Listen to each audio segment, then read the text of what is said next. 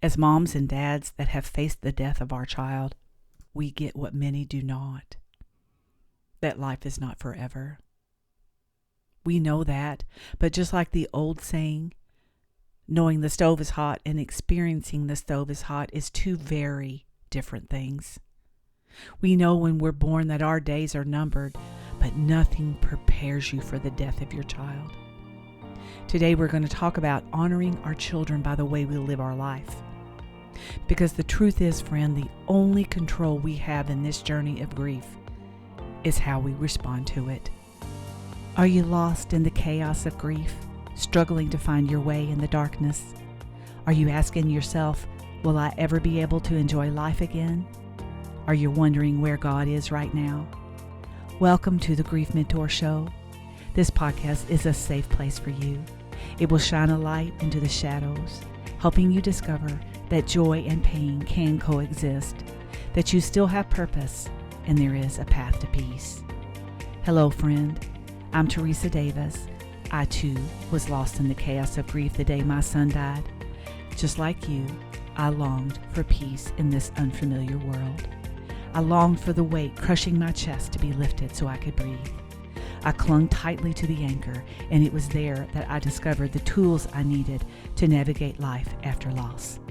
And I'm ready to help you do the same. If you're ready, I'm holding my hand out to you, friend. Let me show you the way, one step at a time.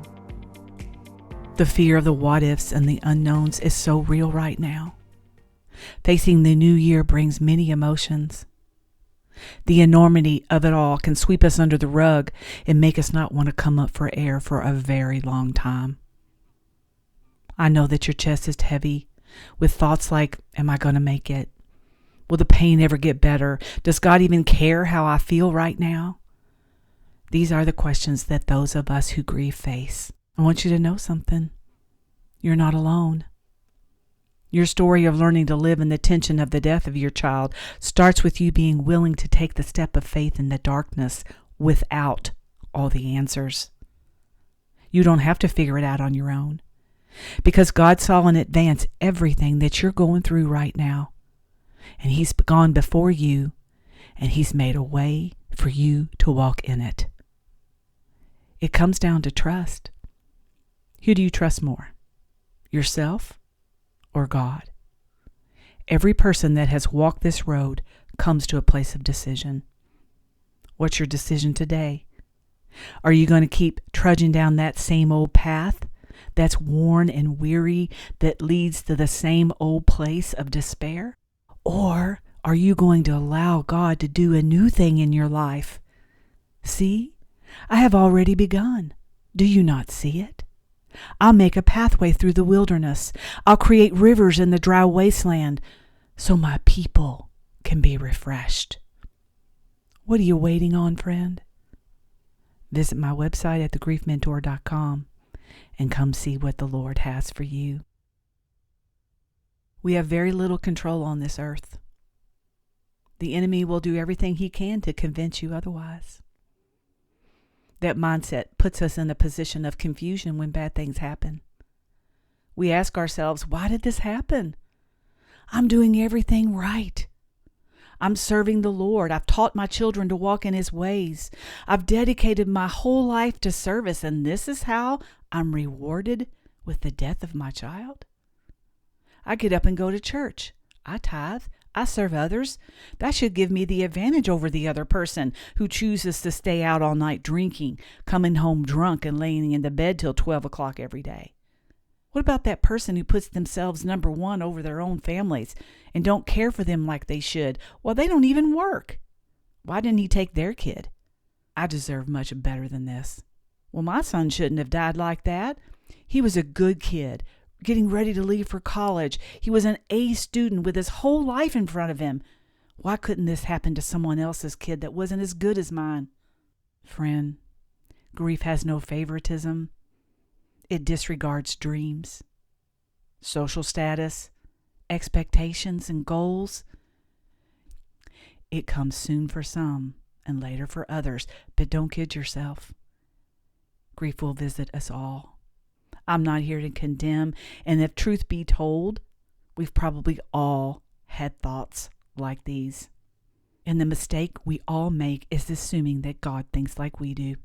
In the episode my husband and I did on the anniversary of our son's death in November, he said something profound that impacted me. He's so full of wisdom. We sat down together to record that episode like we always do on the anniversary of Andrew's death. It was just a conversation about our grief and what we've learned over the last 5 years. If you haven't listened to it yet, it's worth your time. I'll link it in the show notes. 5 things we've learned in 5 years of living without our son. It has the most downloads to date of any episode that he and I have done together. I asked him during that episode what he had learned in respect to God and his grief over the past 5 years. And this is what he said. I'm dropping the audio into the script for today because I want you to hear it in his own words. So we've talked a little bit about both of our perspectives on God. Mm-hmm. Think about where you were 5 years ago. How has your view of God changed from day one to where you are now? It has really shown me that I'm not in control of anything. God's in complete control. I think we get to a point sometimes in our life that we think we are in control of things, we're in charge, we're self-employed, or was. Now I'm retired, but I was in charge of operating a business. We're in charge of raising our kids. We're in charge of doing this. When really we're just overseers. We have no real control.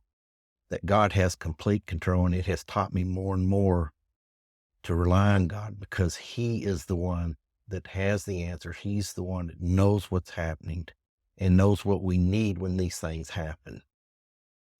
Friends, the kind of grief that accompanies the death of your child is far worse than anything I could have ever imagined. It puts this life in perspective. Life here is so temporary.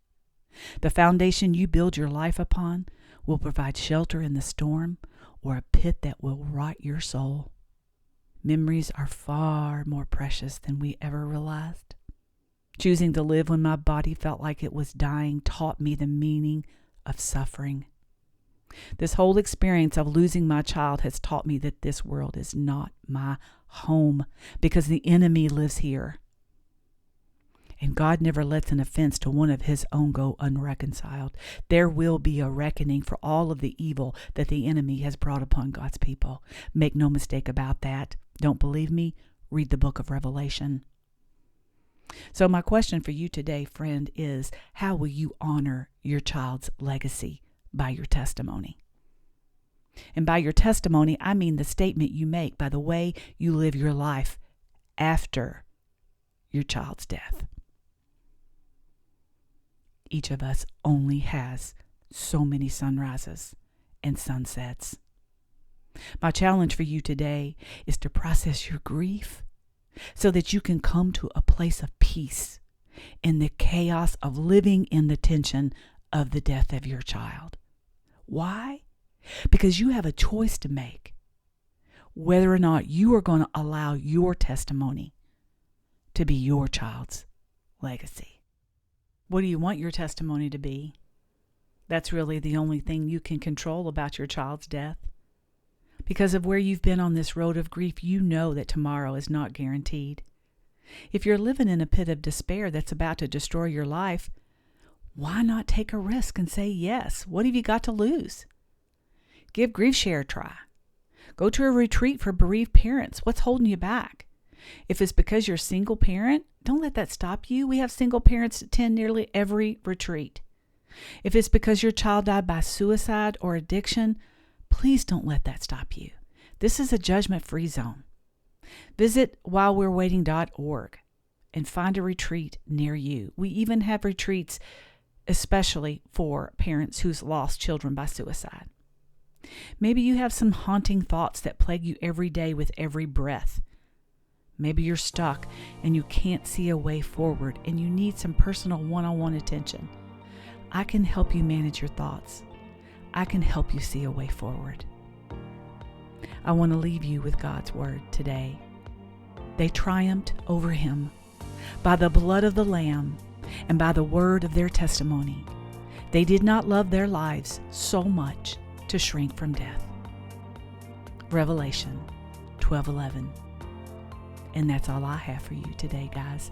So until next time, take care. Are you a Grief Mentor Insider?